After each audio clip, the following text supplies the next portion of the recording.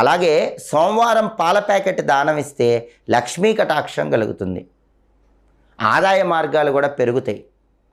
అలాగే అన్నదానం చేస్తే దరిద్రం తొలగిపోతుంది, పేదరికం నుంచి బయటపడచ్చు. పులిహోర ప్యాకెట్లు మీ కుదిరినప్పుడు జన్మ నక్షత్రం రోజు కానీ, అమావాస్య రోజు కానీ, పౌర్ణమి రోజు కానీ మీ చేత్తో వీలైనంత మందికి ఇవ్వండి. దరిద్రము పేదరికము తొలగిపోయి ఆర్థికంగా బ్రహ్మాండంగా కలిసి వస్తుంది.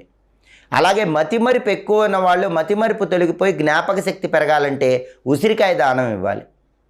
అలాగే ఉసిరికాయలంటే లక్ష్మీదేవికి ఇష్టం. ఉసిరికాయ దానం ఇస్తే మీకున్న వృధా ఖర్చుల సమస్యలు కూడా తొలగిపోతాయి. ఇంట్లో డబ్బులు బాగా నిలబడటానికి, జ్ఞాపక శక్తి పెంపొందింపజేసుకోవటానికి ఉసిరికాయ దానం అనేది చాలా అద్భుతంగా సహకరిస్తుంది. ఇలా ఒక్కొక్క దానం ఇవ్వటం ద్వారా ఒక్కొక్క రకమైనటువంటి ప్రయోజనాన్ని సిద్ధింపజేసుకోవచ్చు. అయిపోయిందా టైము?